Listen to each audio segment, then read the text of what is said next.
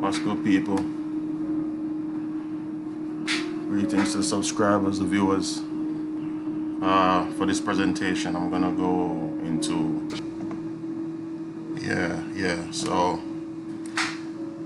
this is about certain events that took place as far as slavery is concerned, right? So I'm gonna go into this this right here that was posted on VOA. Some good information here, okay? In 1614, 6 years before the Mayflower crossing, English explorer John Smith led 2 ships to survey the New England coast. He, in his story of New England, Smith left shipmaster Thomas Hunt behind to fish and trade with the natives, but Hunt saw an opportunity in another kind of trade, right? He kidnapped 27 Wampanoags and sailed to Spain, where he sold, right? So they, as you know already, there was kidnapping the people from over here and selling them all over the world, all right? Sending them as slaves over there, over in the East, right? These poor innocent souls into slavery. Among them was Tisquantum or Squanto, the Wampanoag man from Patuxent,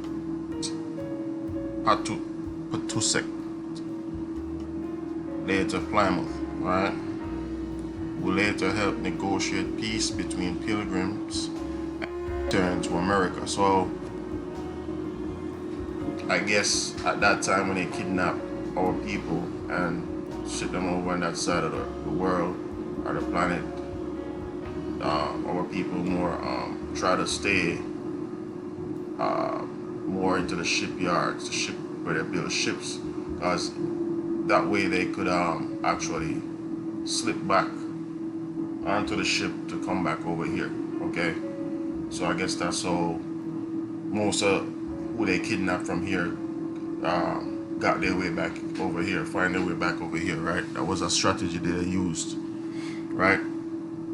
Slavery in America is usually associated with Africa and the South America and the American South. But Ohio, listen, but Ohio State University historian, right? You could go research this historian, right? Confirm, okay? Do your research. Historian Margaret Ellen Newell told VOA that up until 1700s, right, Native Americans comprised the majority of slaves in America, right? And dodge the Native American, okay? It's American Indian really. But on this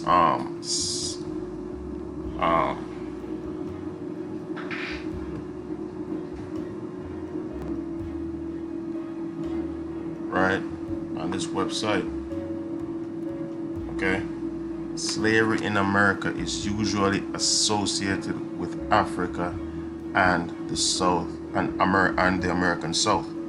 Okay, so this is where they was kidnapping people, shipping them over to Liberia, Sierra Leone, Congos, Angola, okay, because the first Angola was over here, okay, but they created a colony called Angola over there, okay, and they used our people to do it, right?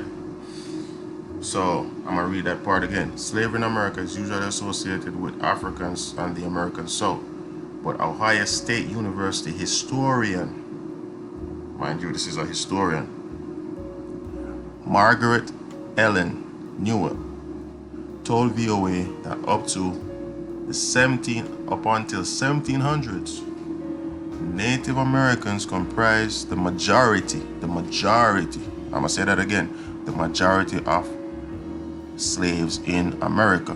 So who is the majority of people till this day who are under subjugation who are being discriminated against, who are being reclassified over and over. Who was the majority of people who they call descendants of slaves and descendants of this and that? I'm gonna let you fill that in, okay?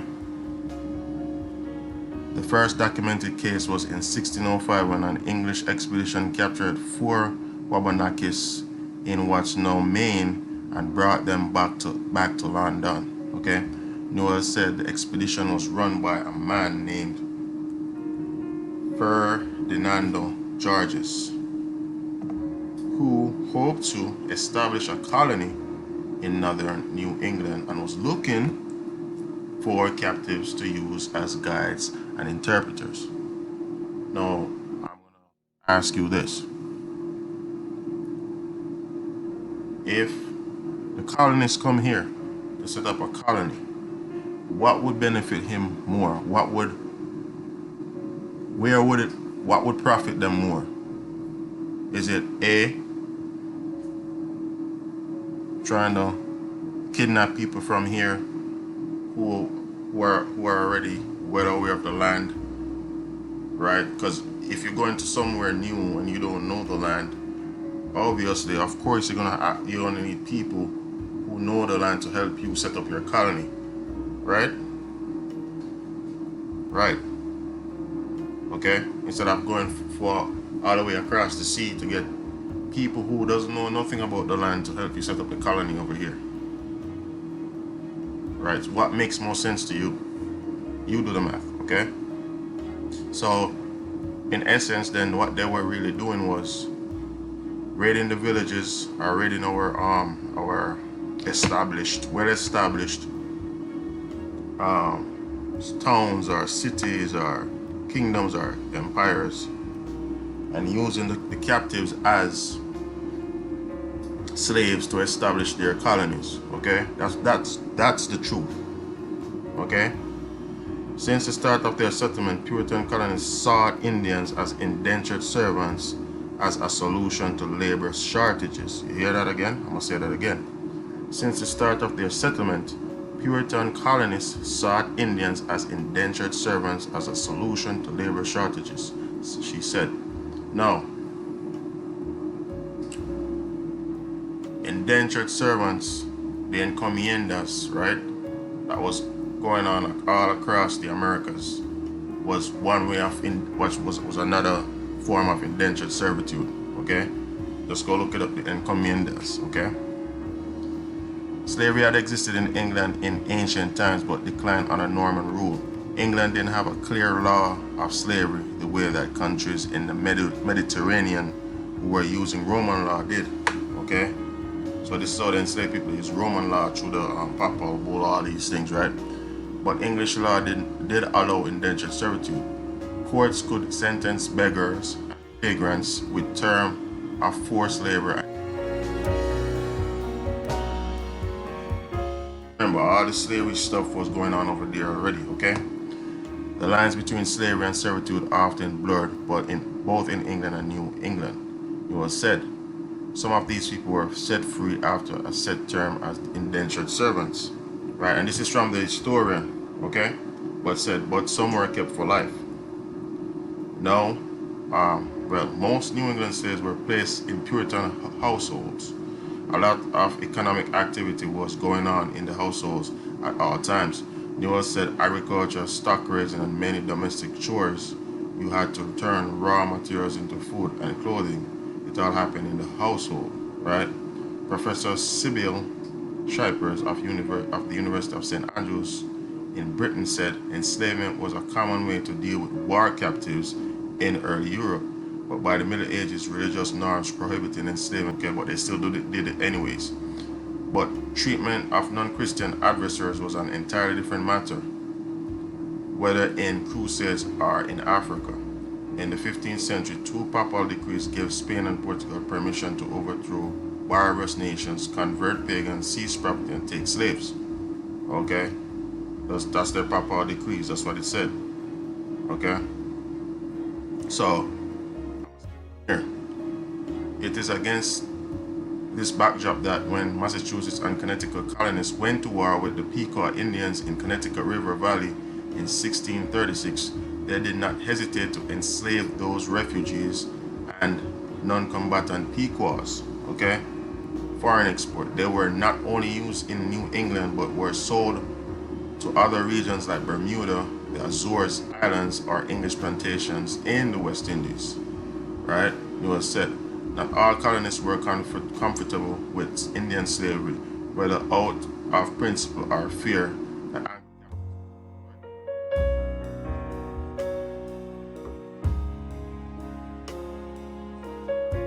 new law essentially banned slavery, New said, but I started out saying that no one can be enslaved except captured in a just war. In other words, equal, some historians believe that fear of enslavement helped spark the 1675 King Philip's War, the bloodiest conflict of the period. That war set off a boom in the slave trade. Okay? Captives and survivors were put on trial as detailed in This Land Is Their Land by George Washington University historian David J. Silverman. Those who were suspected of committing hostilities were hanged, others were sent to slavery. Perhaps 2,000 Indian women, children, and even men who somehow had done no harm received sentences of slavery. He wrote, women and children were taken into households, right? Sometimes as slaves, other times as indentured servants for a set term. Males over 14 were shipped to sugar plantations in Bermuda and the West Indies, where some of their descendants have been identified today. Okay, so I'm gonna say this. A lot of the so-called slaves that they were sent coming from Africa to the Caribbean, those slaves were coming from Massachusetts, right? The Pequot. These were the people that were taken to Jamaica, okay, or to Jamaica, right? Okay, and it was the Surrey, county of Surrey, Jamaica, okay? I'm gonna slide over here.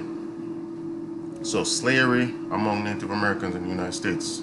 So they were enslaving each other for trinkets. Slavery among Native Americans in the United States includes slavery by and slavery of Native Americans roughly within what is currently the United States of America. Tribal territories and the slave trade range over present-day borders. Some Native American tribes held war captives as slaves prior and during European colonization. So therefore, we as a people, our captives through war, we have enslaved people. You know what I'm saying? Some Native Americans were captured and sold by others into slavery to Europeans, while others were captured and sold by Europeans themselves. In the late 18th and 19th centuries, a small number of tribes adopted the practice of holding slaves as chattel property, right? Holding increasing numbers of African American slaves. So this is where the narrative changes up from Indian captive to African American. You get what I'm saying? Remember, replace that African American with Negro, okay? Because during that time they was not using that term. European influence greatly changed slavery used by Native American as pre-contact forms of slavery were generally distinct from the form of chattel slavery developed by Europeans in North America during the colonial period. So as I said, we were selling out each other. It was tribal wars, okay? As they raided other tribes to capture slaves for sales to Europeans, they fell into destructive wars among themselves and against Europeans. So this is what most of the wars were about. It was about slavery. It was about owning chattel property, okay? Difference in pre and post